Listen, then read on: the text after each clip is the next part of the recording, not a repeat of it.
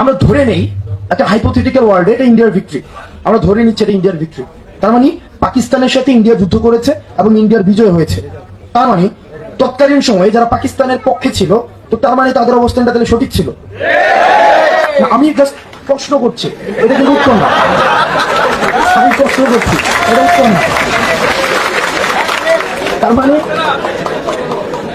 হ্যাঁ, আমি আমি আমি এটা আমি তো বললাম এটা হাইপোথেটিক্যাল। আমরা আচ্ছা, আমরা ধরে নিই হাইপোথেটিক্যাল ওয়ার্ড। আপনার খুব চতুর এবং খুব পরিপক্ক বুদ্ধিমান চালাক যারা আর কি, অথবা অনেক ব্রিলিয়ান্ট লেখক, প্রতিটা জায়গার পাঠকের উপরে নির্ভর করে কিন্তু লেখকের লেখা লিখতে হয়। এবং সবচাইতে ব্রিলিয়ান্ট, সবচাইতে চতুর লেখক মানুষজনই কাজটা করে। এরা হচ্ছে সেই ব্রিলিয়ান্ট এবং চতুর 1971 বিরোধী লেখক।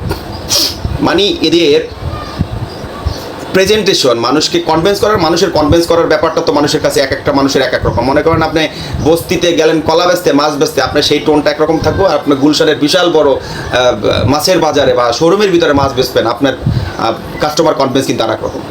তো এইগুলা হচ্ছে মানে একদম এলিট ক্লাসের 71 বিরোধী, এটার যে ভুল মুক্তিযুদ্ধ ভুল, পাকিস্তানিদের পক্ষে যারা নিয়েছিল রাজাকাররা, তারা হচ্ছে গিয়ে রাইট। এইটা একেবারে প্রথম লেভেলের লোকজনকে যখন কনভিন্স করবে কেউ, তখন এরকম চমৎকার মানে একদম সাংকেতিক ইশারায় শীষ দিয়ে, তারপর হচ্ছে বিষয়টাকে এত ডিপ্লোম্যাটিকভাবে আপনার উপর সামনে প্রেজেন্ট করবে, আপনার প্রথম ধারণা তৈরি হবে বাবা রে বাবা, এইভাবে সে প্রেজেন্ট করে, তার মানে সে ব্রিলিয়ান্ট, তার মানে তার মাথার মধ্যে অনেক বুদ্ধি, তার মানে সে যা বলতেছে সেটাও সত্য।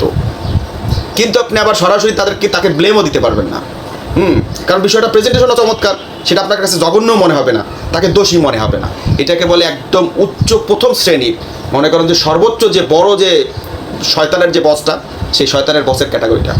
আপনাকে ঘুরিয়ে ফিরে বিষ খাওয়াই দিবে, কিন্তু আপনি যখন খাবেন তখন মনে হবে এটা একটা মধু এবং আপনি মরবেন না। ঠিক আছে, এদের কাছ থেকে খুব